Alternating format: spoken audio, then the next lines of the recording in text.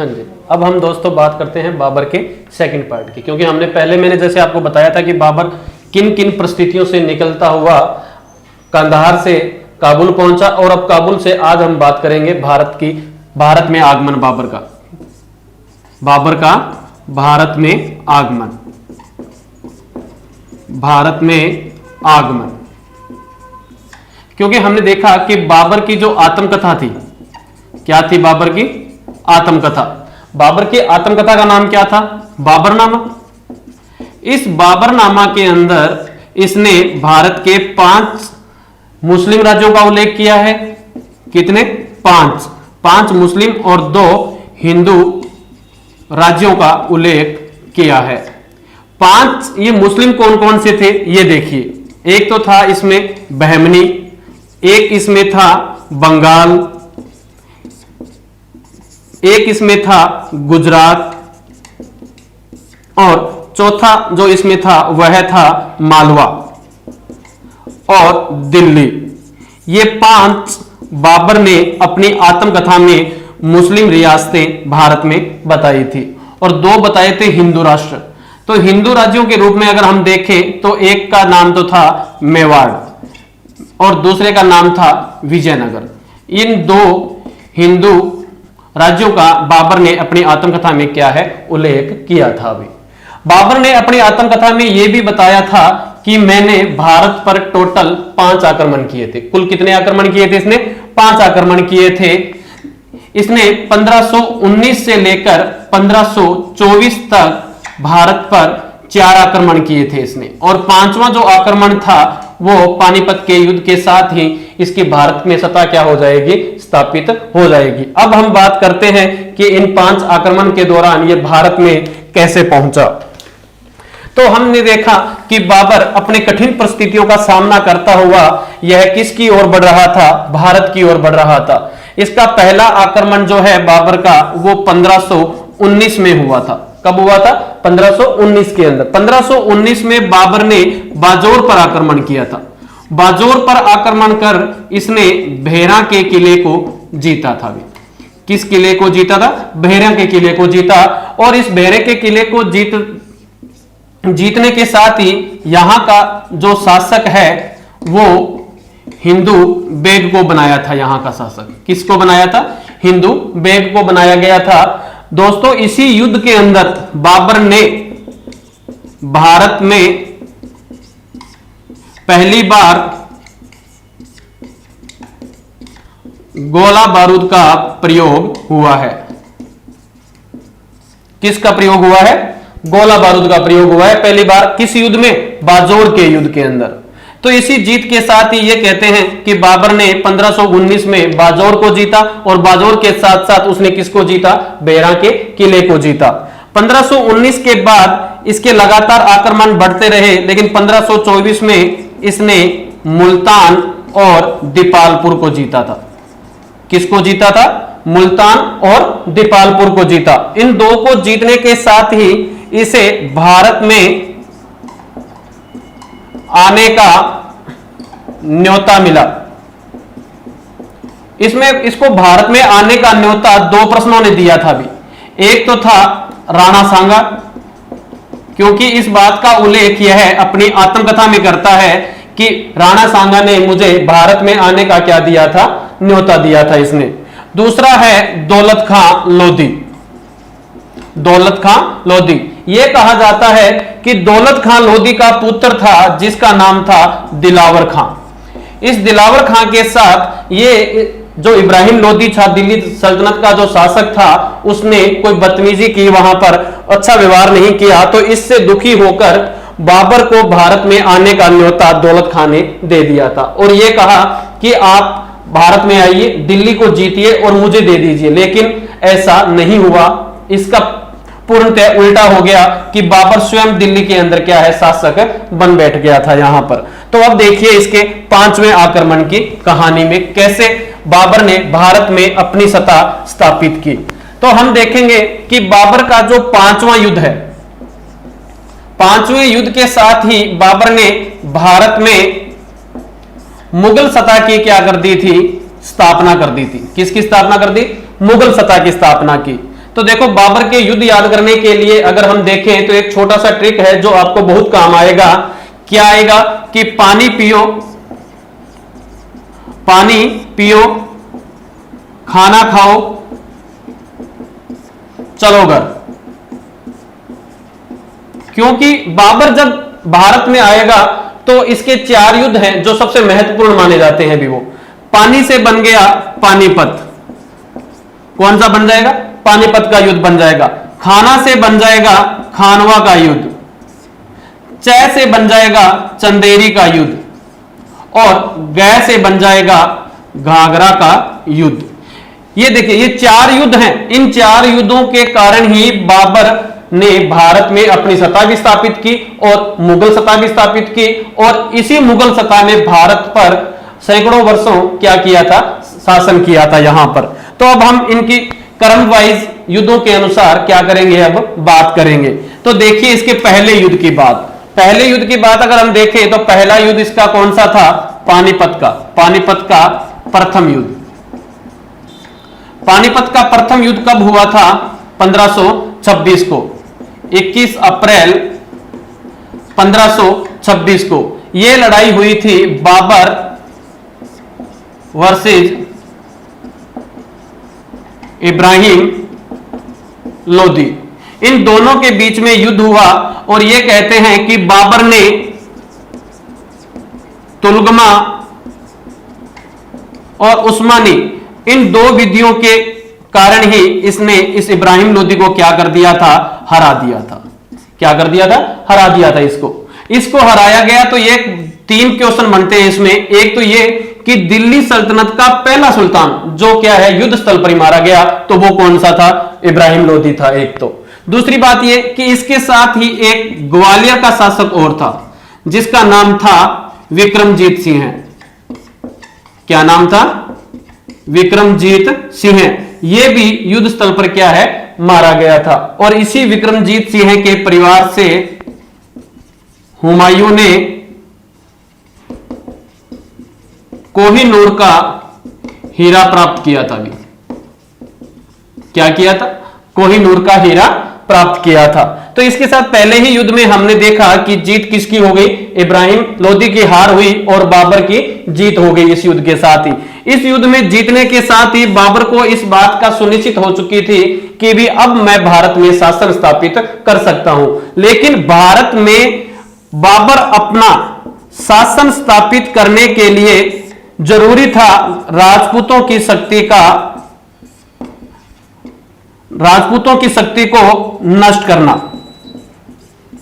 क्या करना था? राजपूतों की शक्ति को नष्ट करना था। तो इसीलिए बाबर ने देखिए कि दूसरे युद्ध में क्या किया इसने। दूसरा युद्ध कौन सा था इसका? खानवा का युद्ध था इसका। बाबर का दूसरा युद्ध कौन सा आता है? खानवा का युद्ध। खानवा का युद्ध कब हुआ? 17 मार्च 1527 को हुआ था भी यह युद्ध। इस खानवा के युद्ध से पहले देखो कि एक छोटा सा युद्ध और आता है दोस्तों। कौन सा आएगा? बयाना का युद्ध। कौन सा आएगा? बयाना का युद्ध आता है इसमें।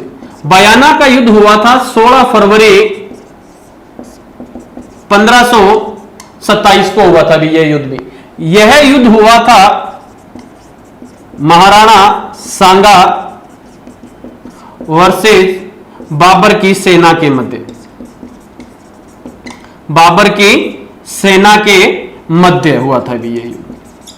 यह कहा जाता है कि इस युद्ध में राणा सांगा की सेना ने बाबर की सेना को इस तरह पराजित किया कि बाबर खानवा के युद्ध के लिए अपनी सेना तैयार कर रहा था। इस सेना को तैयार कर रहा था तो इस समय ये भागते हुए इस बाबर के पास गए और बोले कि भी देखो राजपूत है नहीं, मैं तो बावड़ा है जी बिल्कुल भी। क्योंकि वो युद्ध में ऐसे नहीं देख रहे हैं कि हम किसको कहां पर मार रहे हैं, वो तो सिर्फ मारने की सोचते हैं। तो हम कभी भी राजपूतों के साथ युद्ध नहीं करेंगे। तो बाबर को यह लगा कि मैं दारू ज्यादा पीता हूं, तो शायद इनको लग रहा होगा कि मैं बेवड़ा हो गया हूं यहां पर। तो इसने कहा कि मैं आजीवन कभी भी शराब नहीं पीऊंगा, टेंशन मत लो आप कभी भी। लेकिन सैनिक बोले कि नहीं साहब, आप चाहो तो 2 पैग फालतू ले लो, लेकिन हम युद्ध नहीं करेंगे, सीधी सी बात है। फिर बाबर बोला कि चलो कोई बात नहीं, क्योंकि सेना पर एक तमगा नाम का कर लगा करता था, तो मैं आपसे वो कर नहीं लूंगा। सैनिक बोले कि हम आपको डबल कर दे देंगे लेकिन हम युद्ध नहीं करेंगे। दूसरी बात में भी विफल रहा। तीसरी बार उसने बोला कि मैं प्रत्येक सैनिक को एक चांदी का सिक्का दूंगा।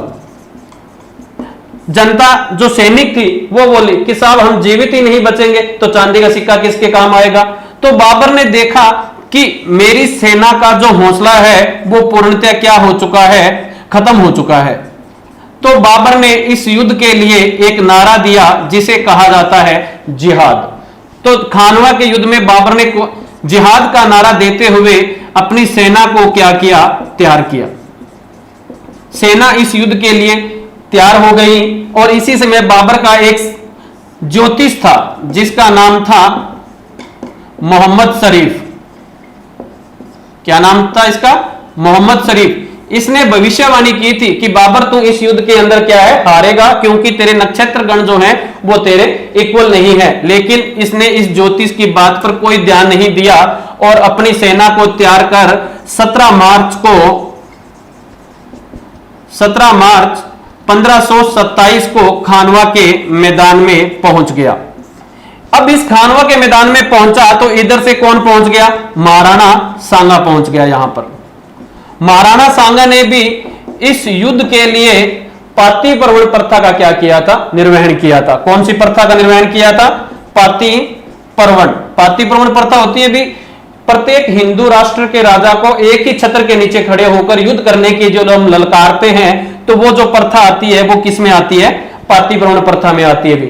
इसके साथ साथ ये भी कहा जाता है कि महाराणा सांगा का साथ महमूद लोदी ने भी दिया था। किसने दिया था? महमूद लोदी ने दिया था। ये महमूद लोदी भी इब्राहिम लोदी का क्या था? भाई था भी ये साथ साथ में इसमें। तो ये कहा जाता है कि इस युद्ध में भी बाबर की क्या हो गई थी? जीत हो गई थी और महाराणा सांगा की क्या हो गई थी? हार हो गई थी। अब जैसे ही खानवा का युद्ध बाबर जीता, जीतने के साथ ही ये कहते हैं कि बाबर ने गाजी की उपाधि क्या की थी? धारण की थी। कौन सी उपाधि ग्रहण की थी? गाजी की उपाधि ग्रहण की थी भी। इसके साथ ही गाजी का अर्थ होता है विश्व विजेता। क्या अर्थ होता है इसका? विश्व विजेता कहा जाता है गाजी का। तो जैसे ही बाबर ने अब राजपूत शक्ति का भी दमन कर दिया, इधर से इब्राहिम लोदी को भी हरा दिया, जब इन दोनों को हरा दिया तो अब इसके लिए तीसरे युद्ध की तैयारी करने लगा। और इसका जो तीसरा युद्ध है वो मैंने जैसे आपको बताया कि चंदेरी का युद्ध था, क्योंकि ये मेदिनी राय जो था ना, चंदेरी का शासक कौन है? मेदिनी राय।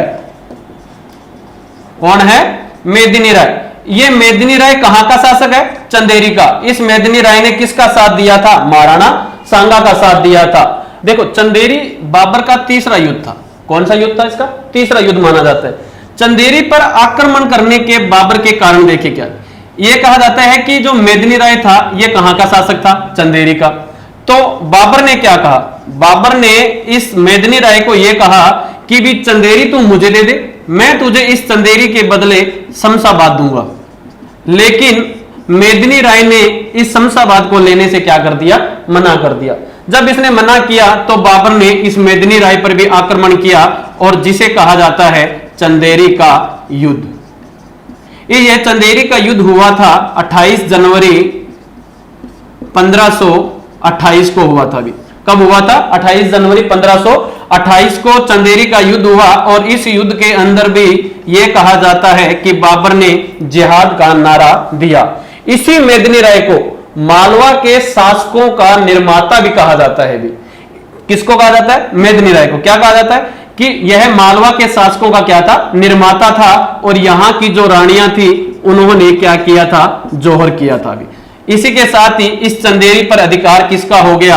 बाबर का हो गया। अब चंदेरी के युद्ध जीतने के बाद बाबर के सामने एक अंतिम युद्ध था जिसे हम कहते हैं घाघरा का युद्ध। घाघरा का युद्ध। यह युद्ध हुआ था मई 1529 में। 1529 में घाघरा के युद्ध का कारण क्या था कि एक अफगान था। ये जो अफगान थे ना, ये अफगान कौन से हैं? दिल्ली वाले ही हैं, जो भागकर कहां चले गए थे? बिहार की साइड में चले गए थे। तो बिहार में उस समय एक शासक था जिसका नाम था नुसरत शाह। इस नुसरत शाह को यह कहा गया कि भी तू इन अफगानों को सहायता मत पहुंचा, क्योंकि ये मेरे प्रतिद्वंदी हैं और मैं इनको भारत से बाहर निकालना चाहता हूं। लेकिन नुसरत शाह ने भी बाबर की बातों का क्या कर दी, अवहेलना की। तो बाबर ने उसी क्षण यहां से चला और मई 1529 में यह कहा जाता है कि बिहार अफगान और बाबर इन दोनों सेनाओं के मध्य युद्ध हुआ। इस युद्ध के अंदर भी कहते हैं कि बाबर की क्या हुई थी, जीत हुई थी। गागरा की जीत के साथ ही बाबर ने मुगल सत्ता की स्थापना कर दी परमानेंट यहां पर। और यह कहा जाता है कि यह भारत का एकमात्र युद्ध है जो जल और थल दोनों ही जगह पे लड़ा गया था। इसी के साथ ही ये कहते हैं कि बाबर की 1530 में क्या हो गई थी, मौत हो गई थी। मौत होने पर इस बाबर को आगरा के पास आरामबाग है, इसमें क्या किया गया था, दफनाया गया था। लेकिन बाबर की इच्छा थी कि मुझे काबुल में दफनाया जाए। कुछ समय के बाद यह कहा जाता है कि बाबर को यहां से निकालकर पुनः काबुल में दफनाया गया था। बाबर की पुत्री थी जिसका नाम था गुलबदन बेगम, जिसने हुमायूंनामा लिखा है। उस हुमायूंनामा के अंदर यह कहा जाता है कि बाबर को इब्राहिम लोदी की मां ने जहर देकर मार दिया था। लेकिन कुछ इतिहासकार यह बताते हैं कि बाबर का जो सबसे बड़ा पुत्र था जिसका नाम था हुमायूं, तो ये हुमायूं जब बीमार पड़ा तो इसने अल्लाह से दरखास्त की कि अगर मेरा पुत्र सही हो जाए, अगर मैं बीमार पड़ जाऊं तो चलेगा। तो भगवान ने कहते हैं कि उसी समय उसकी अरदास सुन ली, हुमायूं सही हो गया और बाबर बीमार हो गया। और इसी के कारण बाबर की 1530 में क्या हो गई थी, मृत्यु हो गई थी।